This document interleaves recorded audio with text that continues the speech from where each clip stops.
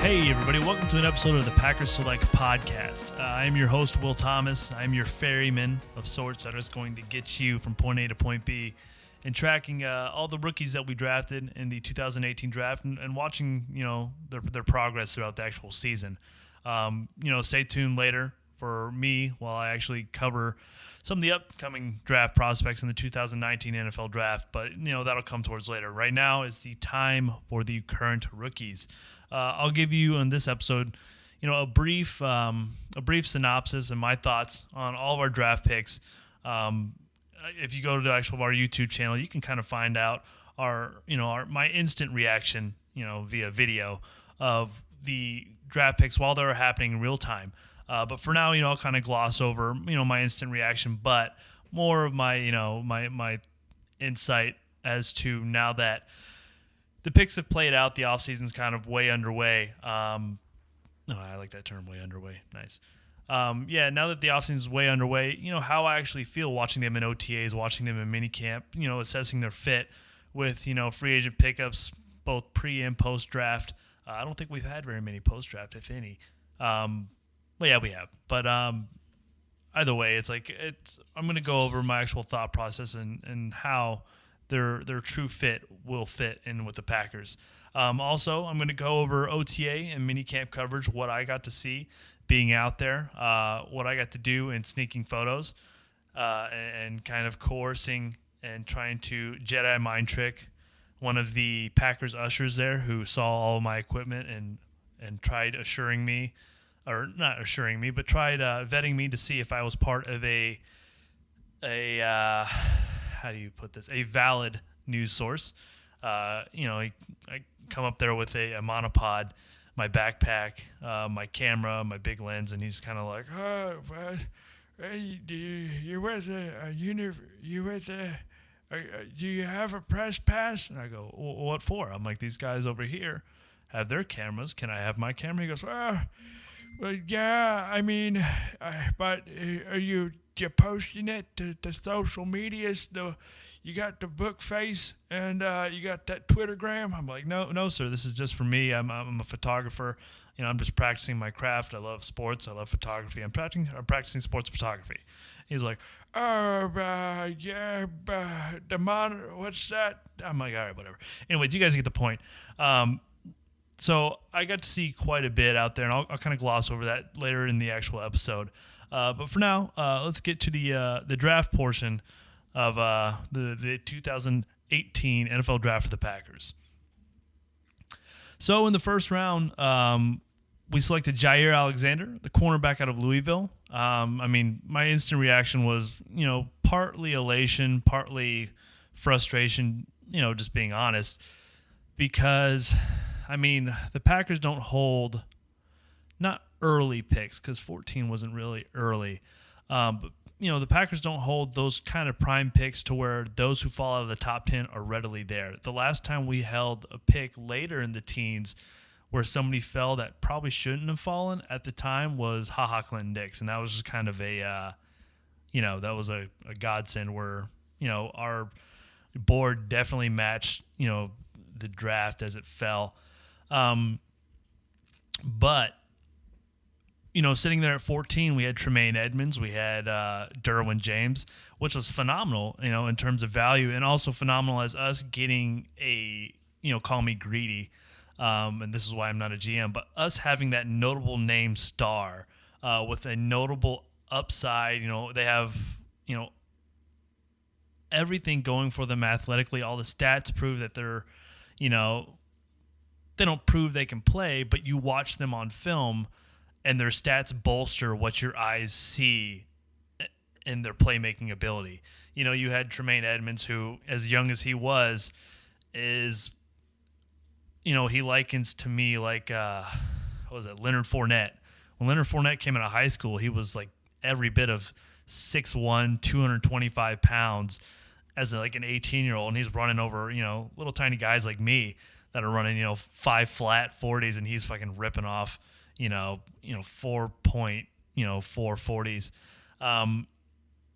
But yeah, he likens me to Leonard Fournette physically mature for his age. I mean, it's just, I mean, there's nothing to compare. And you look at him on tape. I mean, instinctually, he's got it. He's got it. Physically, he's your ace. And if he can continue to progress, not only mentally from a playmaking perspective, but if he gets somehow even more physically dominant, as he grows into his NFL frame, that's scary. And then you have Derwin James, who's had all the hype with him garnering since his freshman year in FSU. And I mean, we didn't need a actual safety. I mean, I'm not saying the need wasn't there. It wouldn't have been like, if we drafted, if we have Aaron Rodgers in the middle of his prime, 28 and all, like 20 years old, and we all of a sudden draft another QB. I'm not saying it's like that, but with Derwin, I mean, he was a true skeleton key on defense. And so he can kind of switch everywhere you want to. Plus, he can kind of definitely man he can definitely man that strong safety position, even though he kind of played more of a single high to free safety when he wasn't kind of bebopping around, being a perimeter corner or a slot corner or coming down at linebacker or kicking back at safety. He could have done that. And so, I mean, I'm waxing poetic about these two guys, not because we didn't pick them, but because very rarely are we in a position to kind of A, pick that type of player, or B, have the opportunity to pick a player like that who fell out of the top 10. And so, and me waxing poetic again about these guys is no way, shape, or form me trying to off-put or downplay the Jair Alexander pick, because I felt, it's going to sound like I'm trying to rip off Mayock, but I felt that as soon as the combine happened, I knew Jair, not personally, but I knew of Jair from his previous year tape before he got injured this year.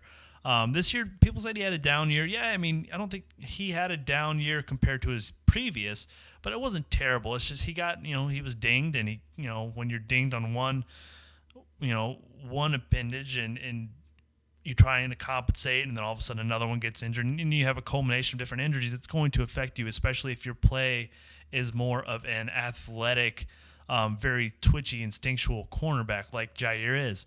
And so when you're kind of handcuffing those actual, athletic traits, it's going to make it a little bit harder for you to make it up. So 14 comes around, we have Tremaine, we have Derwin James, we have a whole list of other guys like Marcus Davenport, who were rumored to pick by quite a few pundits. But after that, it's like I see that, we have a trade come in, and it was New Orleans, which I figured if we were going to trade at some point, we'd trade. I mean, we're the Packers, so it's kind of not within our DNA to pick up value and still get a player that we covet. So I see New Orleans comes on the board, and I kind of look down the actual. I'm looking at the radar. Not the radar. I'm looking at the list at the bottom of the actual timeline. The timeline. What the hell is wrong with you? I'm looking at the list at the bottom of the TV on the following teams that are going to pick after us, and I'm looking for NO. I'm going down the line and going down the line and going down the line. I see NO probably 13 picks off, and so I see they're sitting at 27. I go, damn it, man! It's like we were just at 14, and now we're picking where we normally pick. So not only do the excitement has finally, the bubble has gotten to where it's about to pop, to where I finally get to see our pick, and somebody instantly pops our bubble and we don't get a pick because we're all the way down the line. But now I have to wait like another 2 hours. It's like also we get the missed out feeling of elation between picking one of those new already known star draft picks. Again, that's just greedy in terms of, on my part, from a just wanting that name, the name that because I mean, I always kind of say we had Chad Jackson in the bag at our second round pick, and then we traded back without picking him, and then we picked a little guy named Greg Jennings. So I go, who the hell is this guy, man? It's like we had Chad Jackson. That guy was 6'2", ran a 4.3. He was 200, blah blah blah. Yeah, that's why I'm not a GM. But anyways, so we go all the way back to 27. I'm just kind of sitting there like, all right, well, we're going to sit here for a little bit more. So 18 comes up, and I see Green Bay trades back in. So I'm going, okay, cool. Well, let's see what the pick is. But I'd be remiss in telling you that right before the pick was made for Jair, after we traded back up, they leaked the trade details of the New Orleans trade. And I didn't want to give anything up aside from our first round pick, just because I think I didn't want to give immediate value, especially with this draft, which was very top heavy and very bottom, lackluster.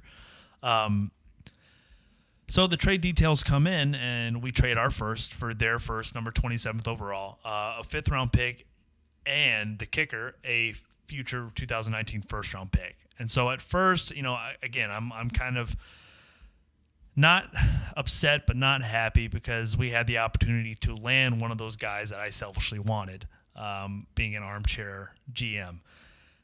But, after kind of thinking about it, it's like, all right, we're not dropping terribly too far. There's still going to be a guy to stock up in depth-wise. It's just I was tired of landing those depth possible star-type players that are more of a gamble, like a Dayton Jones or a Derek Sherrod later in the first. And so I kind of made peace with it. But the Green Bay trade alert comes back up. We jump up back to 18, and I'm thinking, all right, so the one thing that I know we're probably going to give up, if it wasn't that future first round pick, was unfortunately the possibility of us losing on immediate value, which is one of my fears that I didn't want for the New Orleans trade.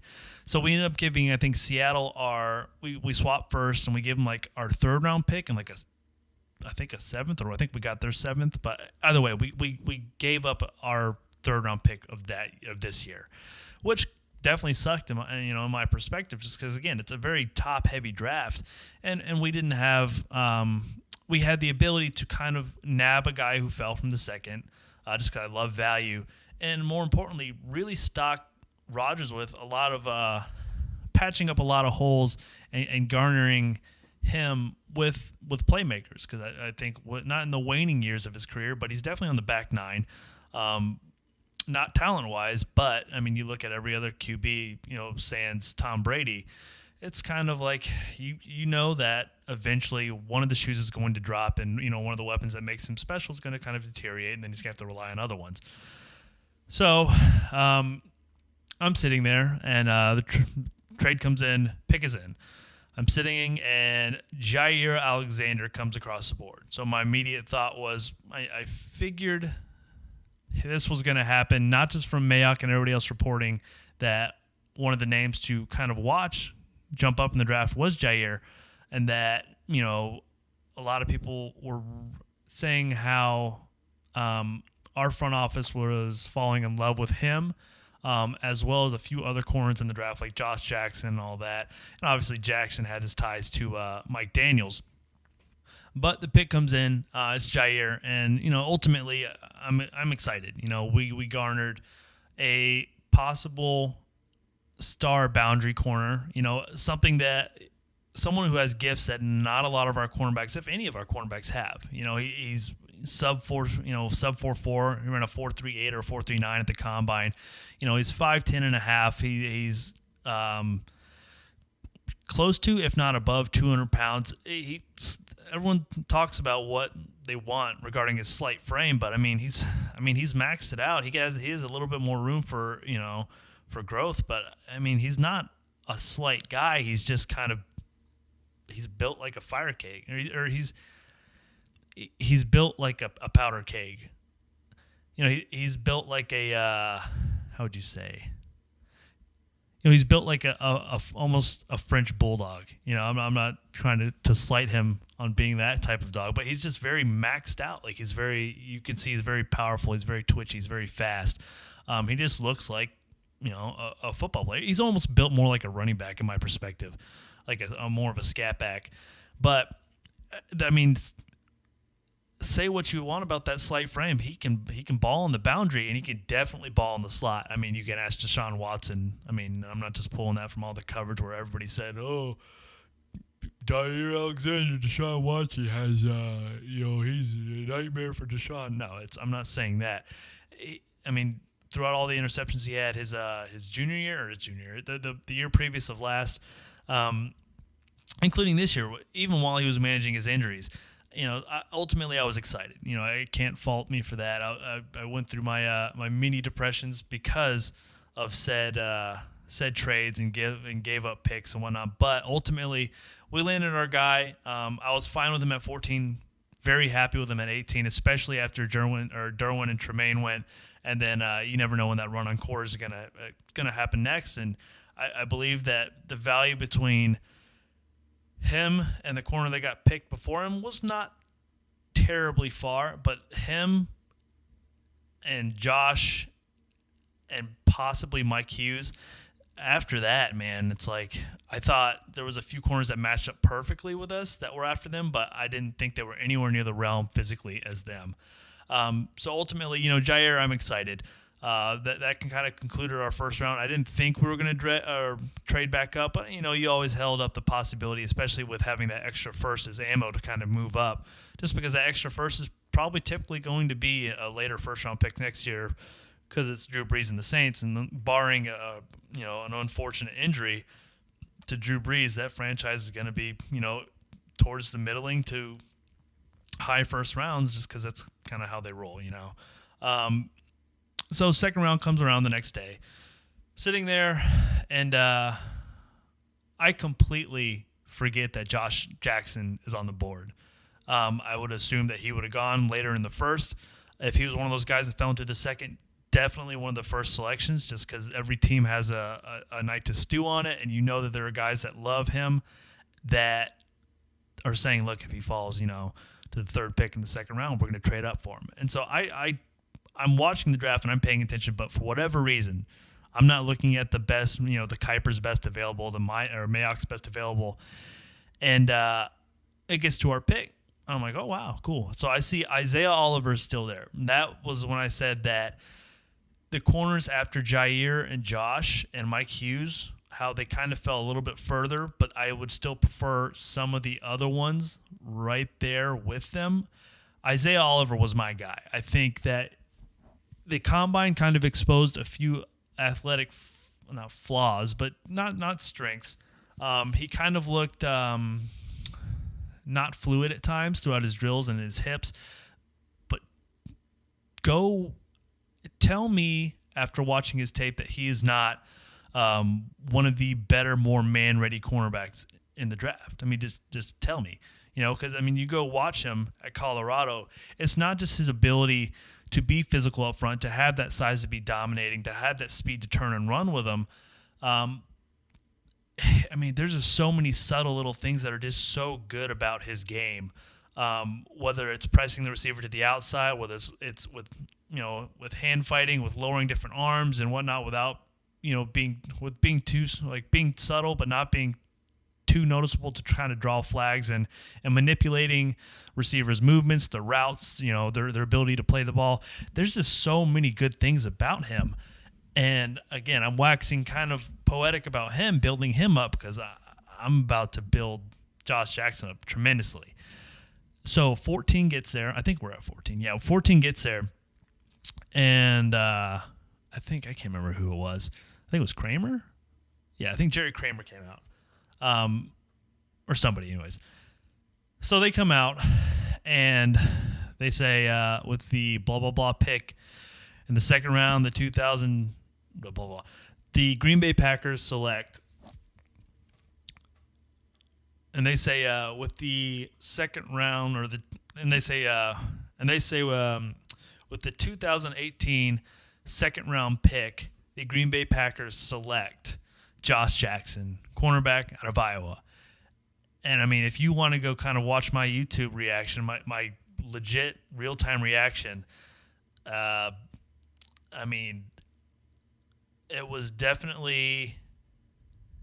definitely contained a vernacular that my mother wouldn't be proud of. And yeah, and if you want to go watch on YouTube my real-time reaction to the pick, there were expletives, there was joy, there was complete surprise, and there's no better feeling in knowing that your defense a humongous hole in your defense was filled not just by need in the draft, but when those picks happen where the board value meets your needs, I mean, those are tremendous. And you can, it's been said that Jair and Josh were coveted throughout the entire process. And some people even had, definitely before the combine, a lot of people had Josh Jackson going at 14 to the Packers. And then after the combine, Jair kind of, he rose and Josh fell a little bit, as is the draft process. But I was okay with Josh at 14, but getting him where we got him in the second round I was okay with him in the 14 in the first round, but in order to get him at 14 in the second round, I was ecstatic. He's not a man corner yet. He's only played, truly corner for 1 year. He's a former wide receiver conversion, which shows how he plays the ball. He treats the ball as he just ran the route and he goes up and gets it. His body mechanics, his ability to kind of adjust to the ball, to play it, his ability to move and kind of position himself to get there. You can see that he's a special corner and that he has a lot of things that corners don't have. It's like Richard Sherman knows how to contort his body like a Jimmy Graham would, because Jimmy Graham would go for a basketball, and just he has those body mechanics that you can't really teach aside from learning somewhere else.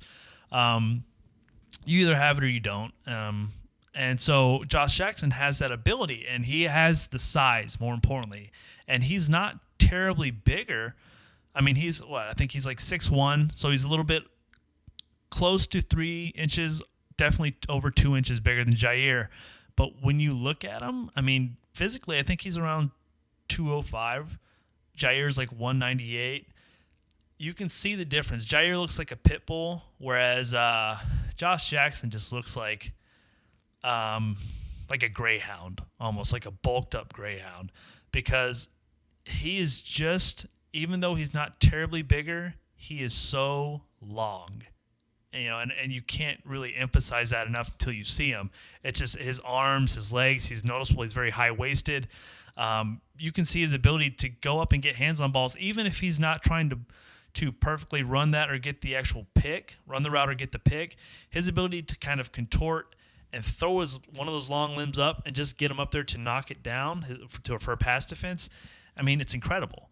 And so, that's one of the things I noticed out in OTAs is just that ability. And so if he can kind of hone that craft at corner and not press him into being a man-to-man specialist, but more so capitalize on his ability early on to play the ball, put him in positions to win like that, he'll take off. And then slowly but surely, you kind of convert him into a cornerback that has great man tendencies. But don't, if that's not his game, if they figure it out, don't try and pigeonhole him into that. It's like Quentin Rollins. I think Quentin Rollins is a phenomenal player of the ball. Quentin Rollins is not a phenomenal man coverage guy. That's just him. It's like his strength is that. The same thing with Demarius before we shipped him off to Cleveland. I really he was a safety with cornerback skills. He even said that on Twitter. It's kind of like somebody said, it was like you weren't good enough to play corner. It's like, no, I'm a safety with cornerback skills. They pressed me into that position. I thrived a little bit, and I also, I didn't thrive in other spots, but they kept me there, which is something I don't like necessarily about our defenses when we kind of try and pigeonhole somebody into there. Thompson would say, no, we're just going to keep going with this. And with Rollins, granted, he's been nicked up here and there, but when he has a chance to make a play on the ball, you can see the skills are there. You can see the former basketball player going up and getting it. But, physically, you look, Jair Alexander compared to Rollins is just, it's night and day athletic-wise. And so now that Rollins is now working out with the safeties, that's a much better position for him. But with Josh Jackson, if you can kind of put the field in front of him and not have to worry about putting the field behind him, man, I tell you, it's like he's going to be a special player along with Jair, especially with having Tremont and House in front of them right now. If for them to learn from and to grow with King, if everything goes well, you have your two boundaries definitely, and Josh and King, and then you definitely have an all-pro slot corner in Jair. I mean, that is a defensive back to be excited about in the near future. Immediate future, they're going to pay off. They're going to make plays. They're going to take their lumps. But I think, later on, that is a potentially good, really, really, really good defensive backfield. So, anyways, second round pick comes, Josh Jackson. Super excited, super related. Waiting for the third round pick. There's quite a few people who dropped that I'm waiting for. Again, typically that's normally what happens. Third round comes, it's somebody else and ends up being Jason Spitz, or some other person like that. I get excited for one player that should have been dropped in the first, or should have been picked in the first, and lo and behold, it becomes somebody else. Like a David Bakhtiari, even though I think Bach was picked in the fourth, could have been third. But either way, it's always one of those picks. So third round comes back, and the pick's Oren Burks, inside linebacker from I think Vanderbilt. And I knew Oren because I am a huge Georgia Bulldogs fan, and every time we face Vanderbilt, no matter what, we usually shit the bed. That's usually what happens. And so I got to see Oren make a lot of plays off my beloved Bulldogs. And I followed Vanderbilt just because I was typically a big fan of theirs. Not a big fan, but I was a fan of theirs. And whenever the Georgia game's not broadcast, whatever on the SEC network or somewhere else, Vanderbilt's being played somewhere via the stations that I flip through. And I remember Oren playing a little bit of everywhere every time I saw him. I think his freshman year he was at strong safety. I think his sophomore year he was at, I think, one of the outside linebacker positions. And then, the year he was drafted, he was playing inside linebacker. And so he was able to make plays everywhere he went, whether it was on the ball or whether it was pass rushing or whether it was just being an off-the-ball, chase linebacker. Everywhere he went, he made plays. And so third round, it's one of those picks that it's kind of like, it's not like Nick Collins from a name perspective, because when we picked Nick Collins, everybody went, who?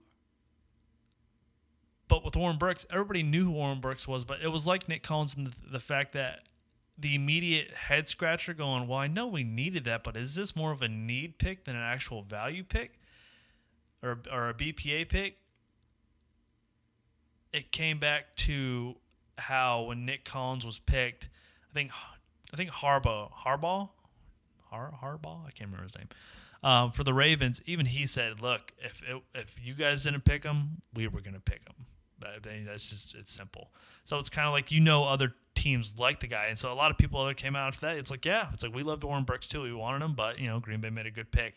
And Oren Burks, say what you want, again, about him being a more undersized inside linebacker, and he's going to be more of a chase linebacker initially, just like Blake Martinez was. But he has so much versatility, and he has a lot of speed. He has a lot of explosiveness. He has coverage ability, being a former strong safety. He has rush ability. He understands little tendencies, being a former outside linebacker. And he has his chase abilities, his coverage, his inside. Being that inside linebacker, manning all those different positions, really helped him translate into that backer, because it kind of gave him a bunch of tools, a wealth of tools to kind of work with.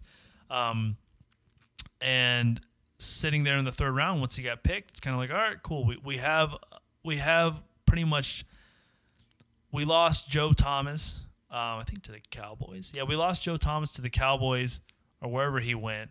And we just pretty much got Joe Thomas version 2.0. He's faster. He's a little bit more adept at coverage. His ability to rush the backer. It was a good pick. It wasn't like the creme de la creme sexy pick, but I mean, I'll be damned if I'm not excited to see his development sitting behind our pretty stout D-line now. So a third round pick I was excited about. It was a little underwhelming, but I think Oren Burks has all the ability in the world to kind of prove that as a stupid reaction on my part, initial reaction on my part. So fourth round comes by, next day, and we get to our pick, and I'm kind of waiting for that wide receiver to be selected. I mean, every year we kind of pick a wide receiver that has me scratching my head where it shouldn't really have me scratching my head, especially since there's usually like other wide receivers on board that I want. Again, I'm a sucker for names. Names that are always in the media, names that are always full of potential, especially after the combine. So it's like you have your Chad Jacksons, your Limas Swedes. Yeah, I said Limas Swede. You have those types of players that are always sitting there. I'm like, man, I can't believe that dude fell to the third. Man, I can't believe it. And then a Greg Jennings gets picked, or a Jordy Nelson, or a Terrence Murphy. And I'm not saying any of those guys weren't notable from draft stock perspective, but it's like, man, there was you could tell the other players in more main conferences are in your face more, especially if you don't get to catch every game and know every prospect in and out. You kind of, from being an armchair analyst, you kind of devolve back to their expertise in telling you, hey, this is a good pick. This is a good pick. This pick is value if you can get them in the first, and then they drop it to the second, and you're crapping your pants. So I'm waiting again for that wide receiver pick. God, I'm rambling. And Jamon Moore out of Missouri is the pick. And I knew Jamon just because, again, every time our Bulldogs face, Missouri, they crap the bed. And Jamon, I know previous draft talk that he was a productive wide receiver just because one of my buddies that I talk with frequently is a huge Missouri fan. So he would always tell me, yeah, man, this guy, say what you want about, the events that led to the removal of, I don't want to say it was their dean or their sports administrator, but he had a part in calling to arms a bunch of student athletes and students to remove a very questionable administrator at their college of Missouri. And so he said, say what you want about that stuff that happened, no matter your perspective on it. The guy can flat out play. The guy kind of stands up. I mean, the guy definitely stands up for what he believes in, but you look at his ability, he's 6'3". He usually he runs like a 4'4". He's not a small wide receiver. He's like built kind of like Dez almost. He's 215, 220. The guy can fly. He's fast. He's quick. He's an amazing route runner, even though Missouri's offense was kind of more simplified towards my time in watching it. But I mean, the guy can ball. And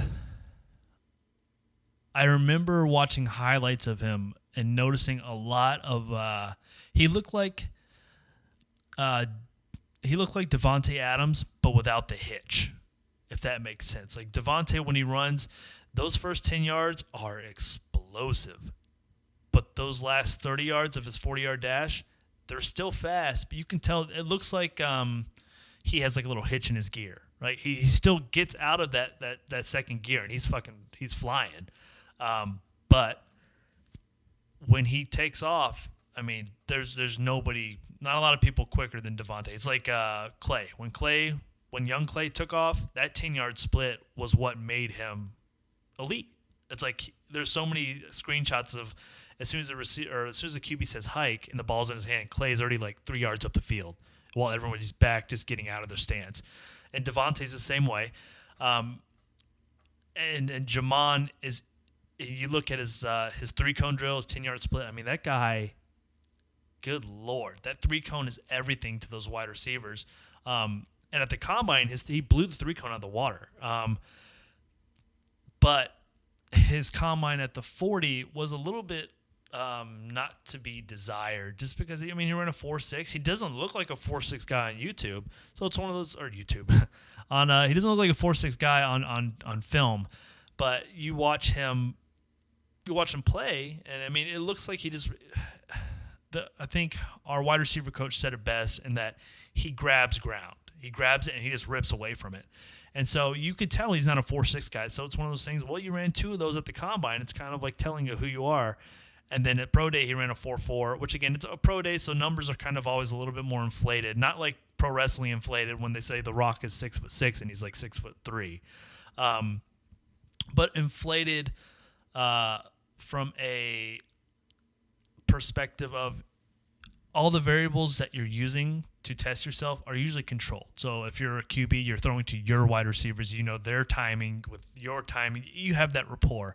If you're a wide receiver, you're running on track or your turf, you know how the actual, the ground is, you know what cleats to wear, blah, blah, blah. But still, it's like that was one of the pro days to where his testing confirmed what my eyes saw on tape. So I was super excited. He had a few concentration drops throughout college. That was like one of the issues he had. But concentration drops are just concentration drops. If you can catch the ball, which he can, he has phenomenal hands. I'm not worried about that. It's just kind of you have to humble your eyes. And he even said it his post-draft interview. It's like, yeah, at times that was one of my problems. I just have to humble my eyes, which is a really cool answer. A very thoughtful, introspective answer to give. It's not like he just dismissed it and said, no, man, that ain't me. He just said, yeah, man, I have problems. Just like every other player has problems. And at times I have to humble my eyes and I'm going to get better, which is amazing. So instantly I had no, questions about his personality. He seems like a very thoughtful stand-up dude. And he's a dynamic wide receiver and football player. So I'm excited to see what he added. I'd be lying if I didn't think that Equanimeous St. Brown was going to be the pick there. I mean, I couldn't believe he was already in the 4th round.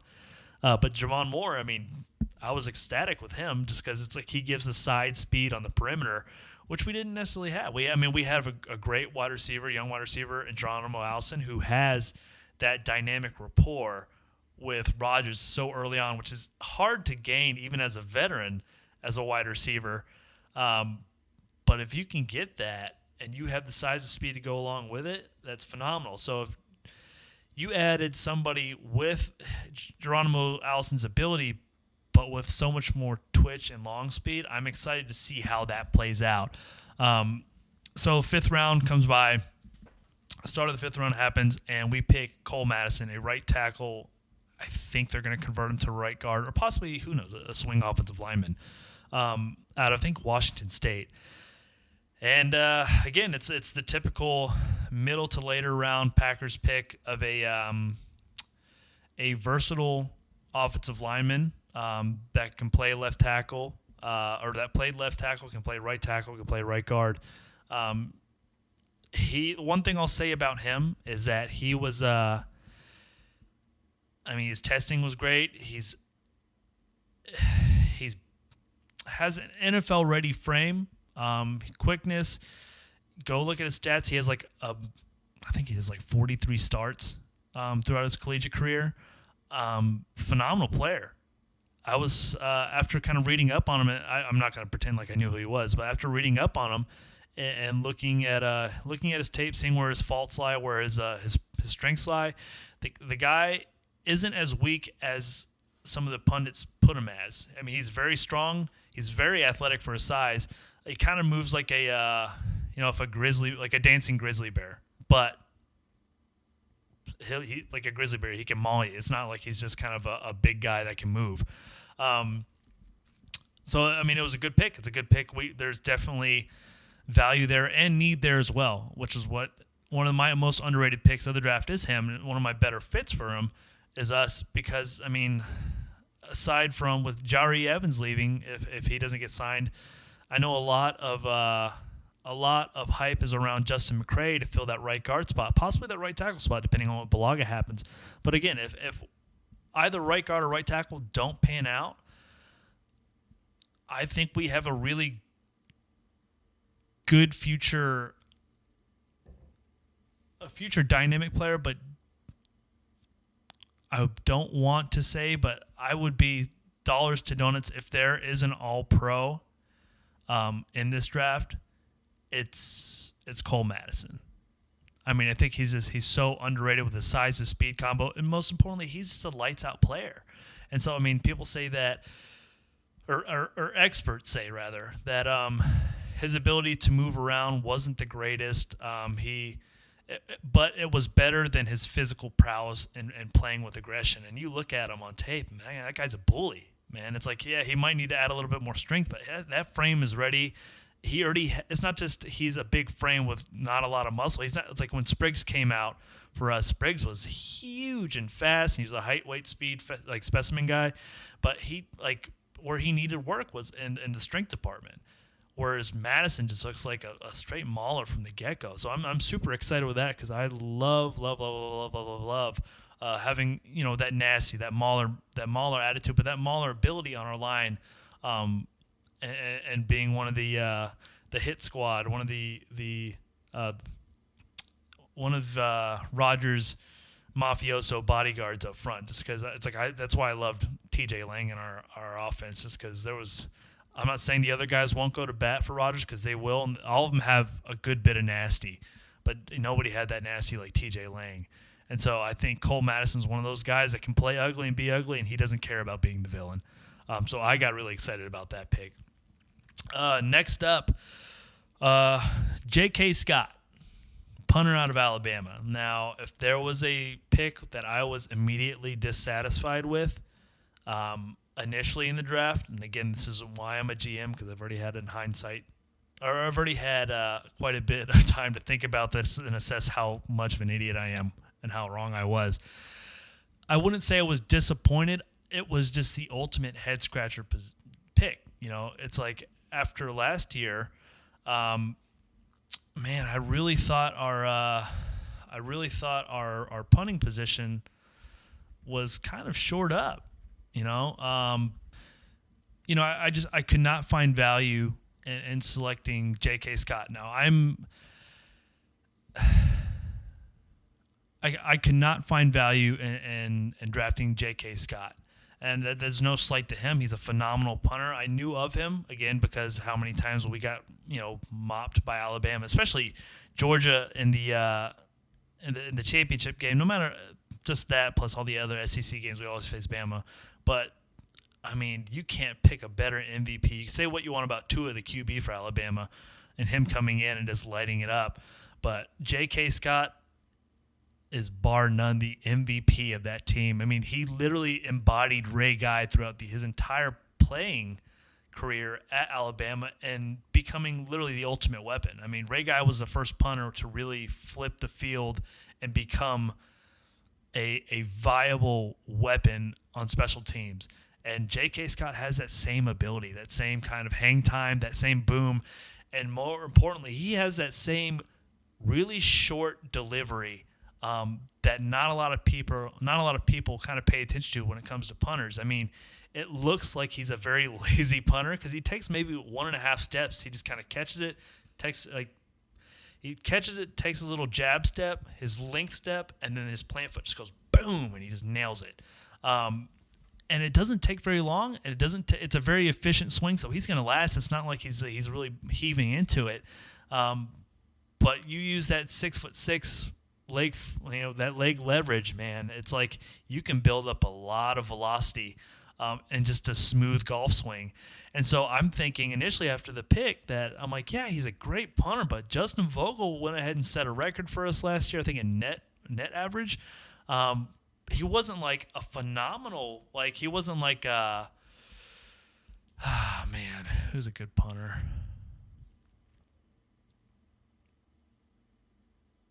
You know, he wasn't like a Ray Guy type punter, but he was a good punter. You know, it's one of those things. He was reliable. His faults were more in the actual handling process of holding the football for Crosby. But then again, that was kind of an unfair, assessment, just because before we put up the Brett Good signal and the bat signal before he came running back, there was 2 new interchanges between our new long snapper, our new holder, and Crosby. But aside from that, once they worked out the kinks, it was pretty reliable. But Vogel was just, he's a good punter. He was solid, and especially, like I said, he was a good punter, but I don't know if I'm thinking he was as good as he was just because of our former punters post the guy that we sent to Seattle. I can't remember his name. Anyways, John Ryan. I still remember John Ryan from that fake I think he had like a fake punt run or a pass. Either way, I remember he took off and I went, that guy is fast. Anyways, rambling aside, I was excited about Vogel's last season. So when J.K. Scott kind of got picked, it was a definite head scratcher. But then then OTAs came by, and I went up to Green Bay to take a few pictures, and I watched him consistently just one step boom footballs for like 5 seconds hang time and just launching him like 50 yards downfield. And he wasn't breaking sweats. He looked very controlled, which the hardest part about punting is being controlled and nailing that ball, putting it where it has to be while chambering your leg and exploding out of it. And he doesn't have to explode. He can just quickly go boop, and it just goes. It just does that. And so as soon as I saw that in person, aside from him looking like a 12-year-old boy, that like a 6'6" 12-year-old boy. Yeah, let me rephrase that. Man, that kid can boot it. So I'm very excited about that post draft. During the draft, I was kind of lackluster about the pick. I'm not going to lie, but after having time to reflect and seeing it in person, man, I'm very excited to see what field position can yield us with his ability. Assuming we don't sign another veteran, there's not a competition, but. I know Vogel asked for his release and didn't want to deal with the competition because the likelihood of him beating out a higher punter draft pick was minimal. But assuming we don't sign a veteran, he doesn't have to compete and doesn't lose out. I'm super excited to see. I doubt that there's any B.J. Sanders or Scott Frost type of letdown when it comes to the regular season production for him. On to our next pick, Marquez Valdes-Scantling. I lived in Tampa for the better part of 18 years up until last year. Now I'm in actual Wisconsin. Man, having worked at Tampa or having lived in Tampa, and hell, I worked at USF. Okay, so I had good seats to watch Marquez play. There's a few things I can say about him. Obviously, it's well documented post combine. Height, weight, speed, 4'3", 6'4", 200-something pounds. He's a little bit more of a thinly framed guy, but I mean, when you get that size, that speed at wide receiver, you typically don't have Megatrons. You typically have more of those linear Usain Bolt built kind of guys, but he's a big guy. He's got a bigger frame, like a wider frame, but he's still very slight. But man, at USF, I mean, he kind of made his calling card off of those deep balls. It's like you had USF's offense wasn't predicated on vertical routes or vertical attacking or anything like that, because with Quentin Flowers and then I think what's his name, the halfback that went to the Colts the year previous, Marlon Mack, it was kind of built around the backfield. I mean, Quentin Flowers, he would throw up a bajillion yards, but he would also hand it off to Marlon, and then when he would end up throwing it, it would be a play action deep play, or he would kind of scramble around, run for his life. He would make a dynamic play downfield and throwing it to a Marquez. And Scantling, man, say what you want about his route tree being kind of underdeveloped. That go route is as good as the go route as you're going to see, man. It's like that go route, the stop and go, that post. I mean, even still, he has a really good understanding of the simplicity of certain routes. So go route, I mean, he'll take the top off. Stop and go, he's mastered that. Lowering your hips, being violent with your hips to where they think it's a comeback, and then you just bolt and you take off. Slants, he'll stick his foot in the ground, cut on that perfect 45, catch the ball, and then if there's that gap between both safeties and they're way overplaying their sides of the field, he'll take it to the house. And where I was really surprised at during OTAs was his ability to just kind of to own that. I mean, he was just making plays all over the field. But again, I another wide receiver comes adding height, speed, weight to our wide receiver core, which is something we desperately needed post Jordy. And I thought it was going to be again Equanimeous, and so I'm kind of like, I loved the pick from a football player and potential prospect, athletic prospect, but I wanted the name. Right? I selfishly wanted the name, and I knew Scantling. I knew he was a great player, but it's like you just had that. You had Equanimeous sitting there, and it's kind of like, man, I have no idea why he's dropping. I know why he's dropping, or I presume why he's dropping him. I don't know, based off of just all the tabloids with his father and all that stuff. But I severely doubt, because his dad's doesn't seem like a terrible guy. He's not like a LeVar Ball type person. But that's why I presume he was dropping. But again, I don't know his road. I don't know what the GMs are thinking. I don't know if it's just one of those things where needs didn't meet, team needs didn't meet the type of player I guess Equanimeous is. But anyways, Marquez gets picked. Good pick. You know, it's like you're at this point you're throwing some really nice spaghetti at the wall and hoping one of these big fine noodles stick. Next pick comes up in the 6th round. Equanimeous St. Brown.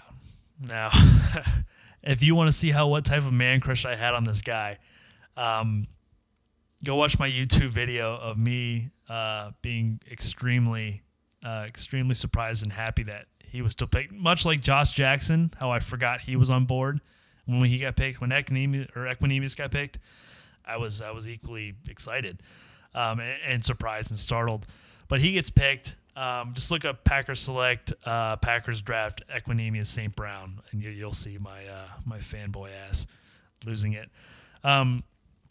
So he gets picked. I'm happy. I'm ecstatic. Now we have 3 quite solid to potentially 3 elite athletes, size, height, speed, weight guys that can just play. I mean, they have the stats to kind of fortify and back up, and they're not playing in terribly simple offenses. But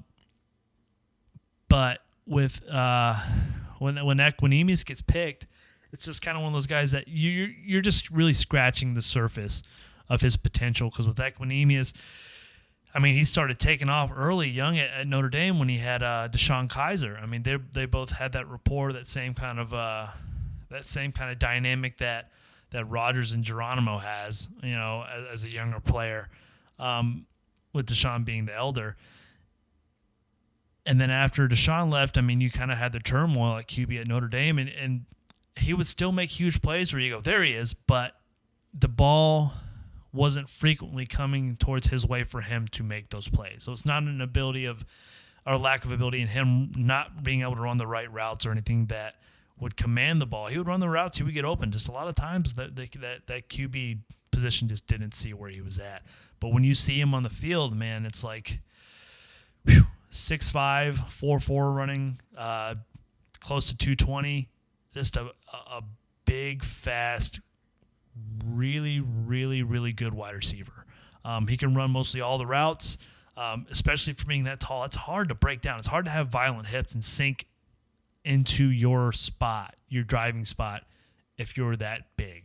I mean, you look at somebody like, I think it was James Hardy, who got drafted a while ago by the Bills, who was 6'6", I think he played at Oklahoma. But anyways, it's like he was just so big, and he was a red zone. He wasn't slow either, but he was just a dynamic red zone threat there, and he can make plays all over the field. But his ability just to kind of sink down and really explode out of his cuts, it just wasn't there, man. And with Equanimeous, it's evident night and day that it's there 100%. And so I'm super excited to see him really, really develop and see what could have been at Notre Dame into what will be at Green Bay, especially when the one caveat with him at Notre Dame was, man, it's like the QB situation after Kaiser left, and now he goes to ultimately one of the best, if not the best QB situation, as well as your backup QB is your best QB situation at Notre Dame, and Kaiser being our backup, or presumed backup, if not one of the backups. So it's going to be fun to see that dynamic grow between him and Rodgers, and as well as if Kaiser eventually, after, you know, if Rodgers retires when he's 40 in a few years, and Kaiser's still hanging around and he becomes the heir apparent, what that can be, you know, as Kaiser kind of grows along McCarthy's QB camp and all of that. So that pick happens. I fanboy out. I mark out. And we move on to our final 3 picks in the 7th round. Now, these are going to be very brief just because, again, it was the 7th round. And usually 7th round picks are not they're not sexy picks, and they're not picks where you're like, oh, yes, that guy, of course. But, of course, it's like they're typically just picks where you go, yeah, sure, chalk it up on the board. I don't know who that guy is. So our first 7th round pick comes James Looney. I think he was a DTD end at, what did I say, DT, but I didn't say DE. Wow, mysteries of the universe. James Looney gets picked out of Cal. I knew of James Looney, and I knew he's more of a under tackle. He was a little bit lighter body DT, D end, and he reminds me, and I don't say this in terms of playing like or where he's going to pan out in the pros, but he reminds me of how Carl Bradford played at Arizona State before we drafted him. James Looney is just a really aggressive, quick, lighter body DT, a little bit heavier body D end, but he's quick. He's got heavy hands. He knows how to play with leverage. It's a good 7th round pick. It's a good dartboard throw. I mean, he's one of those guys that reminded me of not Lawrence Guy, because Lawrence Guy was a little bit heavier, but one of those later round picks that, man, it's like you can't discount this guy because he plays with an edge. He plays with fire. He's a great guy. I mean, you want to see him sing "You're Welcome" because people call him Maui from Moana. Just go to Packers.com. You can see him sing that for reporters. That was fun. But he's a good player at Cal. I mean, he steadily progressed. We get 3 sacks throughout his final few seasons with him after he transferred from, I can't remember where. But he had tackles for loss. He was just a really solid rising player there. And so I'm excited to see what he could potentially be with our D-line. I know our D-line right now is kind of stacked. I mean, right now you got Mo Wilkerson, you got Mike Daniels, you got what's his name? Crap, I can't believe I don't remember. The defensive tackle, I think he played at Cal too. Why can't I remember this? 1st round pick. Oh well.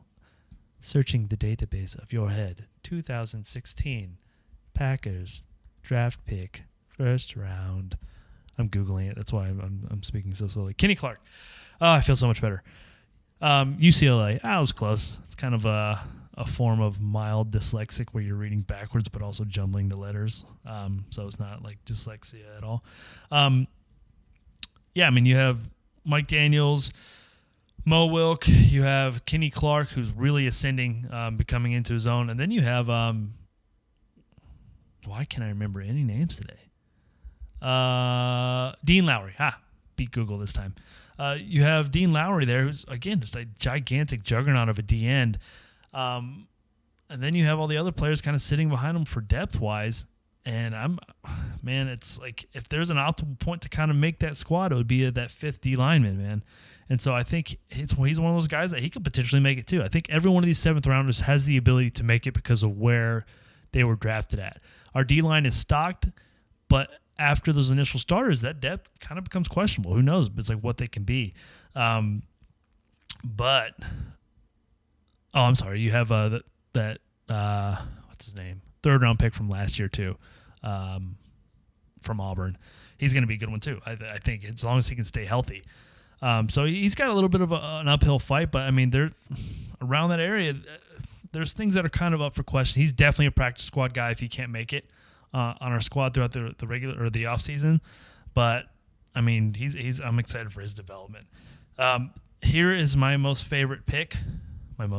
Here's my favorite pick of the 2018 NFL Draft, because this is a guy that I just kind of looked at the screen and went, all right, yeah, sure, whatever. Hunter Bradley, a long snapper out of Mississippi State. Now, I will not lie to you and tell you that I knew of this guy. Pretty much what Mayock said when he said, I'm going to tell you what I know about Hunter Bradley, okay? He's a long snapper from Mississippi State. That's what I know about Hunter Bradley. Thank you. That's pretty much what I thought. I read that he had a few ACL surgeries on the same knee throughout college, which is fine. I'm not discounting. It's not like he's playing like wide receiver or anything. But I mean, this is our annual attempt at kind of decommissioning the Brett Good bat signal and kind of trying to find his replacement. So I wish Hunter Bradley all the best of luck. If it doesn't work out, shine the Brent signal again. But he was a good long snapper. I don't really know too much to look for at tape wise, aside from making sure that your technique's there. You have a nice tight spiral going into the holder. I'm not going to try and to prove my coaching prowess when it comes to long snapping. I know how to deliver a long snap based off a few punt, pass, and kick camps that I went to. The Ray Guy punt, pass, and kick camps. Shout out to Ray Guy again. But aside from that, good pick, I guess. Last pick of the 2018 NFL draft for us was a man who's known by the name of Kendall Donnerson. Now, I knew this name because of the pre-draft visits that the Packers had. Kendall Donnerson is an outside linebacker who runs a 4.4 flat, and no disrespect to him, looks like if you could take one of the Koopas from the Super Mario Bros. Movie, but he was attractive, and I mean that in a very completely heterosexual way. That's what Kendall Donnerson looks like, man. It's like that guy when he's on the field, you can tell right now he's more of a bull in a china shop type player. There's not a lot of finesse technique built into his game, but man, that guy can just fly and wreck shop. I mean, you look at him running, he looks like a pit bull running on the ground. He's very violent. He's very just sudden. There's no other words for him. It's sudden. Again, it's a 7th round pick, so it's a good dartboard throw. If you're going to kind of towards the later round picks, you're not really drafting for value. You're seeing if a guy does something really, really well, and if he fits that one really, really well scheme, can be cultivated and grown into something you need, man, take that shot. And it's hard to teach 6'2", 250 and 4.4 speed. Man, it's like I think the Bengals drafted a guy like that a few years ago. I can't remember his name, but I don't think he panned out, but who knows. Yeah, man, that guy's going to be fun to play in Madden, I'll tell you. It's like if your guy's not a great player, above anything else, just get a fast linebacker and control him on Madden, and you're good to go. I'm excited to see how he kind of pans out because right now our pass rushing, aside from Clay, who's getting older, and I think he's going to be not purely an outside linebacker, but he's going to be moving around to kind of maximize his ability, especially Pateen's scheme. Has a lot of playmaking and sacks come from the middle linebackers. I mean, like Demario Davis and Bart Scott did at the Jets. I think Perry is a great outside linebacker, but again, it's like he kind of gets dinged up and injured from time to time. And Pateen also spends a lot of time in 4-3, so who knows if Perry's going to be playing D-end, for a good bit. Kendall Donnerson, if he can make his way, on those outside linebackers. Right now we have Kyler Fackrell and Reggie Gilbert. So that's a dynamo squad of depth. Reggie Gilbert coming on the end of last year. I'm not slighting him the slightest. Not slighting him the slightest. Nice. He's grown his skill set. I mean, his technique is there. His athletic ability was always there. He was a lot more bendy than I thought. I mean, he has kind of the same type of bend that like Matthews has. He can get around that corner and really just rip into it. Fackrell is just a humongous individual.